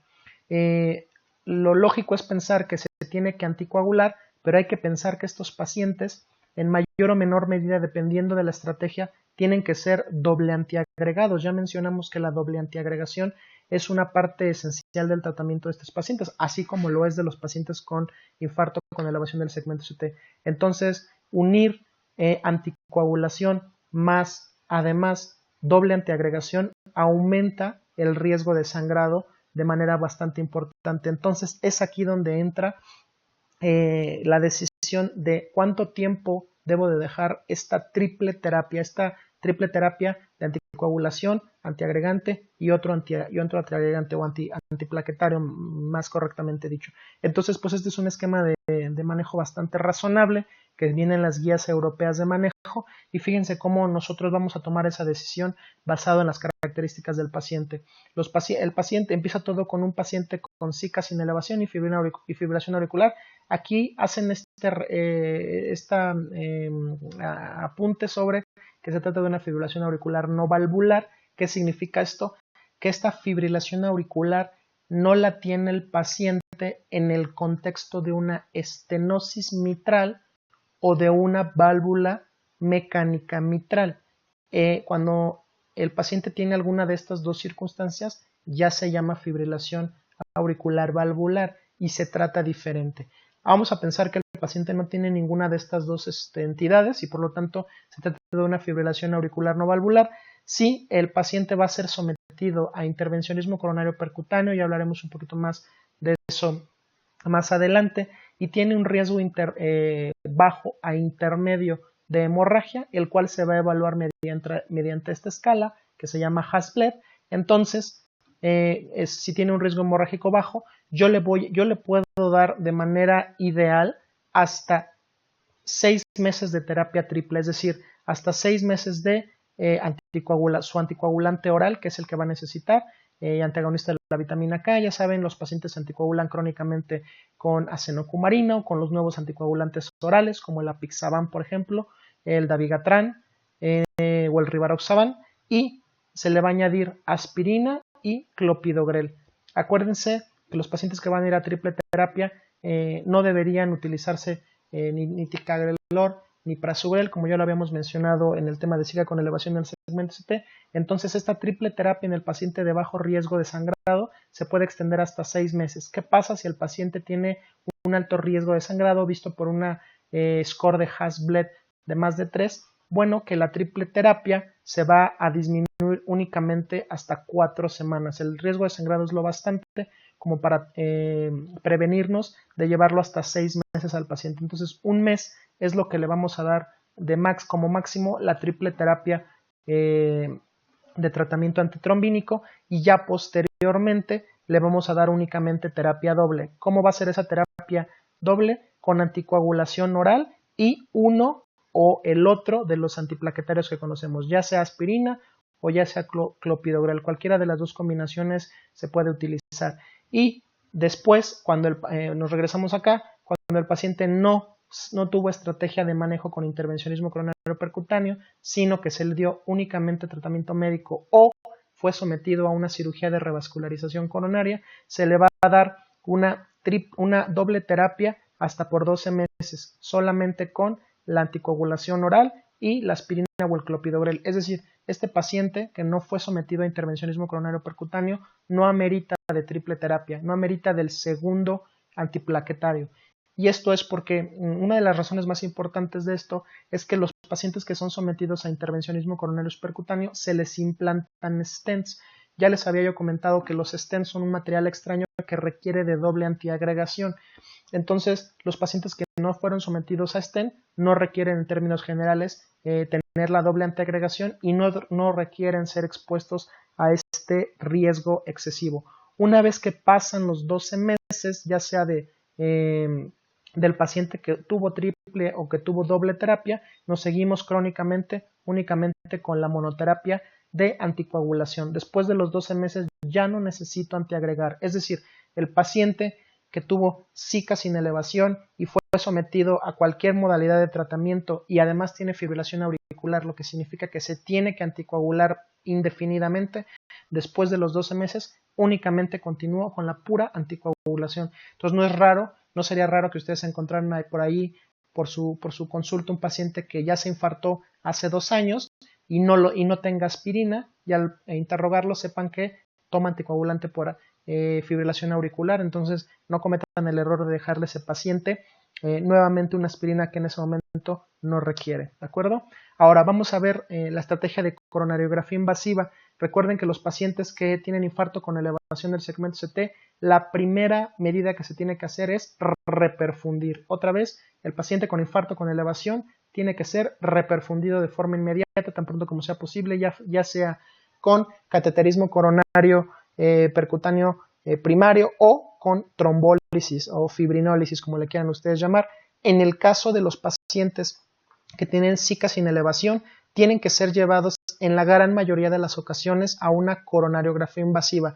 Pero ¿cuáles van a ser las pautas que nosotros debemos de seguir para llevarlo? Bueno, pues aquí les pongo este extracto de las guías internacionales, las guías europeas, que dice que la coronariografía invasiva sigue siendo la herramienta diagnóstica principal para el manejo de los SICA sin elevación del segmento ST. En la gran mayoría de los casos va a haber un pequeño grupo de pacientes que podrían no ser llevados a coronariografía invasiva, pero bueno, ya lo vamos a ver en un momento, son pacientes de muy bajo riesgo. ¿Y para qué nos sirve hacer la coronariografía invasiva? Recuerden, no es el mismo contexto que en el infarto con. En el infarto con, el tiempo es miocardio. Tengo que pasar al paciente lo más rápido posible. En este caso, la cosa va a ser un tanto distinta porque la premura de realizar la coronariografía y el intervencionismo con angioplastía va a depender de las características del paciente. Pero ¿qué nos va a permitir la coronariografía invasiva? Cuando digo coronariografía, únicamente me refiero a evaluar la anatomía coronaria, no necesariamente hacer angioplastía. Y pues me va a permitir confirmar el diagnóstico de SICA relacionado a una enfermedad arterial coronaria epicárdica obstructiva, que normalmente es la causa más común, y consecuentemente guiar el tratamiento antitrombótico y evitar el uso innecesario de fármacos antitrombóticos. Si el paciente está limpio, no tiene nada, no voy a necesitar darle antitrombínicos a este paciente que a lo mejor tuvo una angina vasoespástica u otro mecanismo distinto. Identificar la lesión o las lesiones culpables para valorar si son revascularizables o no, o por qué medios son revascularizables. Podría encontrar una enfermedad de múltiples vasos con extensión importante que no pueda ser técnicamente tratada mediante angioplastía, en cuyo caso tal vez me pueda decantar por una cirugía de revascularización coronaria. Y establecer la indicación de revascularización y evaluar la viabilidad de la anatomía coronaria para intervencionismo percutáneo o cirugía de revascularización, algo de lo que acabo de mencionar. Estratificar el riesgo del paciente a corto y largo plazo. Fíjense bien, los pacientes con SICA-SIN pueden tener desde arterias coronarias normales hasta enfermedad aterosclerosa extensa y severa. Incluso podrían ser normales. Eso no le quita el que hayan sido un SICA sin elevación. Recuerden los mecanismos. El mecanismo más común es la trombosis de la placa aterosclerosa, pero no es la única. Acuérdense, lo esencial es el desbalance entre aporte y demanda de oxígeno en el miocardio en un momento determinado. No lo olviden eso, por favor. Ahora bien, ¿cuáles son? ¿Cuándo voy a hacer yo realizar una coronariografía invasiva? Vamos a decir que en términos generales, casi todos los pacientes con SICA sin elevación deben ir eventualmente a una coronariografía invasiva. Lo ideal es que a final de cuentas terminen yendo casi todos este tipo de pacientes, pero ¿cuándo? ¿Cuándo voy a llevar al paciente a este estudio? Bueno, nos basamos en la estratificación del riesgo. Entre más riesgo, más pronto. ¿Cuáles son los criterios de riesgo? Pues estos que les pongo en esta tabla. Los criterios de muy alto riesgo y que van a determinar en términos generales que el paciente deba de ir más pronto es que el paciente esté con inestabilidad hemodinámica o choque cardiogénico. Cuando hablamos de SICA con elevación, ya les había comentado que incluso el paciente que no tiene elevación del segmento ST, que tiene un SICA sin elevación, pero está inestable hemodinámicamente o que está en choque cardiogénico, puede ir a un cateterismo primario, puede ir a una coronografía de urgencia. Entonces, inestabilidad hemodinámica o choque cardiogénico, dolor torácico recurrente o persistente refractario a tratamiento médico, arritmias con riesgo vital o parada cardíaca, complicaciones mecánicas del infarto. No necesariamente te puedes complicar con una ruptura de la pared ventricular, ruptura del septum interventricular o con una insuficiencia mitral isquémica cuando es un infarto con elevación. También un infarto sin elevación puede causarte esta clase de complicaciones y serían una de las justificaciones para acudir a un cateterismo de forma inmediata. La insuficiencia cardíaca y los cambios dinámicos recurrentes en el ST, especialmente con elevación intermitente, es decir, el paciente que tú lo ves primero con una inversión de la onda T, después eleva transitoriamente, regresa, después lo deprime, otra vez lo eleva. Estos cambios constantes que está haciendo el paciente hablan de que el miocardio está inestable eléctricamente y que la isquemia es importante también y que se está extendiendo. Entonces, justifican que tú pases al paciente porque es miocardio que está potencialmente en riesgo. ¿Cuáles son los criterios de riesgo alto? Ya no de muy alto, sino de alto. Subida o caída de troponina cardíaca compatible con infarto, cambios dinámicos de las ondas ST-OT que sean sintomáticos o silentes, puntuación Grace de más de 140 puntos. Ya les había yo puesto en diapositivas anteriores el score de Grace, en este caso una puntuación de más de 140 y en aquel momento no lo mencioné, pero lo menciono ahorita, es un criterio de alto riesgo. Los criterios de riesgo intermedio, que el paciente sea diabético, que tenga insuficiencia renal, que tenga una fracción de expulsión del ventrículo izquierdo de menos de 40% o insuficiencia cardíaca congestiva. Aquí la importancia de la tasa de filtración glomerular que ya habíamos visto o el hecho de ponerle el estetoscopio al paciente, hacer una clasificación rápida de Kiel y Kimball, que obviamente no lo es todo para diagnosticar insuficiencia cardíaca, pero que nos dice mucho de forma bastante precoz.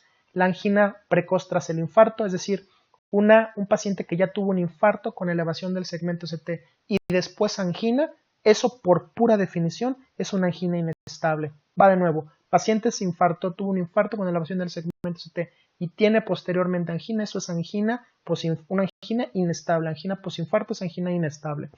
La presencia de intervencionismo coronero percutáneo previo, la cirugía de revascularización previa, la puntuación de Grace intermedia entre 109 y 140 y los criterios de riesgo muy bajo, cualquier característica no mencionada anteriormente. Entonces, ahí me voy a empezar a basar para decidir si el paciente va a entrar o no y con qué premura a la coronariografía invasiva. Fíjense bien, se recomienda una estrategia invasiva inmediata, es decir, ¿qué nos referimos con inmediata? En menos de 2 horas y ya estamos hablando de que ni siquiera nos estamos yendo a la premura con la cual a veces queremos tratar el infarto con elevación para pacientes con al menos uno de los siguientes criterios de muy alto riesgo que ya los vimos acá los repiten con propósitos de indicaciones: inestabilidad hemodinámica, dolor recurrente, arritmias, complicaciones mecánicas o cambios dinámicos del segmento ST-T.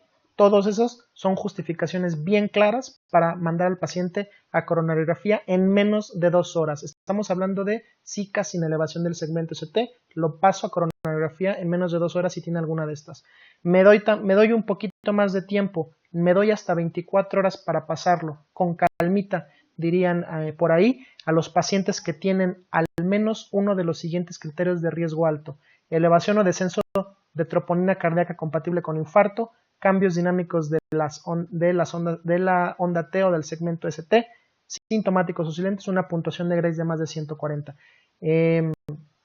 Nada más el hecho de que tú le hagas un Grace y tenga más de 140 me obliga a que yo le haga una coronariografía en las primeras 24 horas. Fíjense la importancia de que yo le haga a un paciente una estratificación con esta escala. A este nivel llegamos cuando hablamos de ella. Y finalmente le doy hasta 72 horas de tiempo al paciente para poderlo meter a un cateterismo, es decir, todavía con más tranquilidad, todavía de forma algo más programada, si tiene al menos uno de los siguientes: es diabético, tiene insuficiencia renal, una fracción de expulsión menos del 40% o insuficiencia cardíaca, angina precoz, intervencionismo coronario percutáneo reciente o cirugía de revascularización reciente. Y otra vez la puntuación de Grace entre 109 y 140.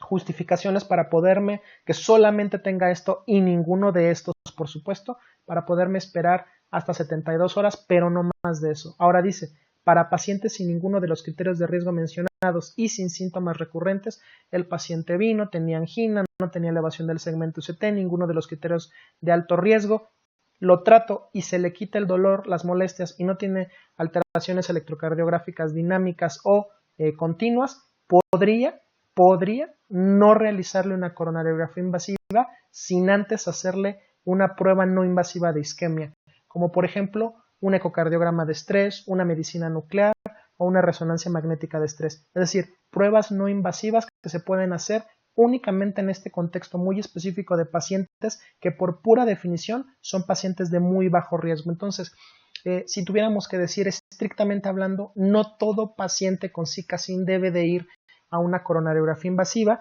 pero si quitamos a estos pacientes de muy bajo riesgo de la ecuación, diríamos que finalmente sí tendrían que ir al menos en las primeras 72 horas para conocer la anatomía coronaria, para descartar otras posibles causas del infarto y para decidir si el paciente puede entrar a intervencionismo coronario percutáneo, ya sea realizado en ese mismo momento de la coronariografía o posteriormente, o el paciente requiere de una cirugía de revascularización. Ahora bien, fíjense lo que dice aquí, lo encerré en rojito porque me pareció muy importante, para pacientes que tienen enfermedad multivaso, es decir, múltiples arterias coronarias dañadas, la estrategia de revascularización, es decir, el intervencionismo coronario percutáneo de la lesión culpable, el intervencionismo coronario percutáneo de varias arterias o la cirugía de revascularización debe estar basada en el estado clínico del paciente, las comorbilidades y la extensión de la enfermedad, cuál es su distribución, cuáles son sus características angiográficas y la puntuación de Syntax. Si ustedes se acuerdan cuando hablamos de infarto con elevación, esta puntuación de Syntax me hablaba de la extensión en términos muy generales de la enfermedad arterial coronaria y un Syntax entre más alto hacía más difícil que el tratamiento pudiera hacerse mediante tratamiento intervencionista y hacía más factible o más deseable hacer una cirugía de revascularización. Entonces aquí pasa lo mismo y esto lo tiene que hacer esta decisión de si va a ir el paciente a un intervencionismo percutáneo o a una cirugía de revascularización, la tiene que decidir el Heart Team, ¿no? El equipo cardíaco que tiene que tener idealmente cada hospital para ver qué es lo que le conviene más al paciente. Finalmente, para los pacientes cuyo tratamiento doble antiplaquetario se prevé corto, es decir, 30 días, debido a un riesgo hemorrágico aumentado, ya habíamos visto, por ejemplo, quiénes, puede considerarse la implantación de stent liberador de fármacos de nueva generación en lugar de stents metálicos. Entonces, nos vamos para acá. Fíjense bien cómo el manejo respecto a la coronariografía invasiva se basa en el riesgo. El paciente tiene síntomas, le diagnostico un infarto sin elevación y si es un centro que no tiene capacidad para realizar la intervencionismo coronario percutáneo y el paciente es de muy alto riesgo, ya vimos las características de muy alto riesgo, pues lo traslado de forma inmediata a un lugar donde sí tengan una posibilidad de hacer el intervencionismo y le hago la coronariografía invasiva en menos de 2 horas, con la mayor premura que se pueda. Aquí ya no se podría ser tan estricto porque no hacen ninguna no especifican las guías y respecto al tiempo que me puedo tardar en trasladarlo, pero se entiende que si el tiempo es demasiado alto para trasladar al paciente o si por la inestabilidad del paciente el riesgo también es mucho, tal vez podríamos preferir no hacerlo con tanta premura. Finalmente, si el paciente tiene un riesgo alto, se va a una coronariografía precoz en el primer día, si es intermedio en las primeras 72 horas y si es bajo, podría yo decidir entre hacerle el cateterismo o mejor meterlo en una de las pruebas que les había comentado y ya después en base a ellas decidir si el paciente pasa a coronariografía invasiva o no. Recuerden, una vez que yo le hago esta coronariografía, me va a dar la pauta para decidir si lo trato mediante cateterismo o lo trato mediante cirugía, ¿no? Lo ideal es que la mayor parte de las veces se pueda llevar a cabo este tratamiento mediante intervencionismo, porque incluso se puede hacer durante la propia coronariografía, pero no necesariamente. Ahora bien, les hago estas anotaciones sobre la cirugía de revascularización. El 10% de los pacientes con CICA-SIN requerirá de cirugía de revascularización durante la primera hospitalización. La mayor parte de las veces esta indicación se da porque el paciente no es apto para tratamiento percutáneo por el tipo de anatomía coronaria que tiene, más o menos en términos generales. Ahora bien, en el contexto agudo se recomienda cuando hay inestabilidad hemodinámica o isquemia miocárdica recurrente y el paciente no ha sido apto para manejo intervencionista. Es lo mismo, el paciente lo debo de pasar de manera más urgente al cateterismo, y si el cateterismo me dice que no lo puedo tratar por ahí, pues debería de pasar lo más pronto posible a una cirugía de revascularización sin preocuparnos demasiado por lo demás. Estamos hablando de que el paciente es apto para la cirugía. Podríamos darnos cuenta con el cateterismo, con la coronariografía, que aunque yo quisiera, no tiene arterias lo bastante adecuadas para poderlas revascularizar, ni siquiera por cirugía. Esos pacientes existen. ¿Qué pasa si un paciente no puede ser revascularizado por ninguno de los dos métodos? Eso puede suceder. Puede suceder que no le pueda yo tratar las arterias mediante angioplastia y stent, ni tampoco por cirugía de revascularización. Entonces, me decanto por la optimización máxima del tratamiento médico que se le pueda ofrecer al paciente. Eso es lo que se tiene que hacer, optimizar al máximo el tratamiento médico para que el paciente pueda tener la mejor calidad de vida en la menor cantidad de síntomas. El mejor momento para realizar esta cirugía se determina por el Heart Team. Se debe mantener el ácido acetil salicílico hasta la realización de la cirugía, es decir, decidimos que vamos a operar al paciente, no le quito el ácido acetil salicílico. Podría uno pensar intuitivamente, es un antiagregante, durante la cirugía puede sangrar más, no debe de suspenderse el ácido acetil salicílico hasta la realización de la cirugía de revascularización. ¿Qué sí deberíamos de suspender? El segundo antiplaquetario. La doble antiagregación debe suspenderse, el clopidogrel y el ticagrelor 5 días antes de la cirugía y el prasugrel 7 días antes y después ya se reiniciará luego de que acabe la cirugía, pero no debería de operarse al paciente si es que es factible sin antes haber suspendido estos medicamentos. Y luego, independientemente de la estrategia de revascularización, debe darse doble antiplaquetario por 12 meses, excepto en riesgo hemorrágico excesivo. Ya vimos los pacientes que tienen riesgo hemorrágico excesivo y entonces en esos pacientes podríamos valorar un tiempo acortado de doble antiagregación y ya después continuar únicamente con aspirina, pero lo ideal es tener el doble antiplaquetario hasta por 12 meses. ¿Cuál es el manejo a largo plazo además del tratamiento antiplaquetario? Esto hay que recordar otra vez, estamos hablando de entidades que tienen semejanzas fisiopatológicas, por lo tanto, ¿qué le voy a dar al paciente? Cambio en el estilo de vida, debe dejar de fumar, tener actividad física y una dieta saludable. 1A de indicación, es decir, sirve, no es solamente que estamos de acuerdo, sirve, funciona que el paciente deje de fumar, que baje de peso, que tenga una dieta saludable. Esto sirve para que no se vuelva a infartar, sirve para que no vuelva a tener un síndrome coronario agudo, sirve, funciona. Se debe instaurar tan pronto como sea posible un tratamiento de alta intensidad con estatinas y mantenerlo a largo plazo, excepto cuando haya contraindicaciones. Las estatinas no fueron mencionadas junto con el tratamiento inicial, pero nosotros sabemos que no solamente tienen efectos hipolipemiantes, sino estabilizadores de placa. Sería un medicamento deseable administrar al paciente cuando llega al departamento de urgencias junto con su antiagregación, junto con su segundo antiplaquetario, junto con su anticoagulación. Sería bastante deseable iniciar también la estatina. Lo menciono únicamente sin escribirlo específicamente en una diapositiva, porque ya les había comentado que de repente las guías no lo mencionan, no nos dicen, oye, iníciale estatina al paciente junto con estos medicamentos, pero la realidad es que toda la evidencia ya se decanta porque el inicio más precoz de la estatina es mejor. Recuerden que las estatinas tienen un efecto pleiotrópico, estabilizan la placa, lo cual en el contexto de una placa inestable, como es el caso del Zika sin elevación, es muy deseable este efecto. Se recomienda la administración de IECAS para pacientes con FEBI menos de 40% o insuficiencia cardíaca. Si no se puede dar IECA, dale ARA. Recuerda, los pacientes que tienen insuficiencia cardíaca deben de tener 3 cosas: un IECA, un betabloqueante y un antagonista del receptor de mineralocorticoides, un antialdosterónico, una espironolactona o una eplelrenona. Es la tríada de medicamentos para la insuficiencia cardíaca para fines de largo plazo. Son los 3 medicamentos que hay que dar, los 3 grupos de medicamentos: betabloqueantes, IECAS y antialdosterónicos. ¿Por qué? Porque mejoran la mortalidad, disminuyen la mortalidad, altamente comprobado, disminuyen la mortalidad. Todo paciente en estas condiciones isquémicas que quedó con FEBI menor del 40%, estos 3 medicamentos deben de darse. Para los pacientes que tienen FEBI menor de 35%, todavía hay más evidencia sobre los antialdosterónicos, pero basta con que tenga menos del 40% para que nosotros se lo demos, no lo olviden.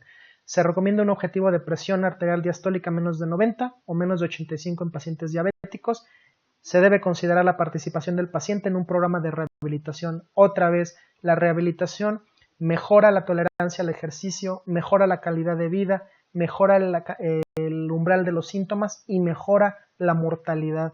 Entonces, altamente indicada, 2A con nivel de evidencia A.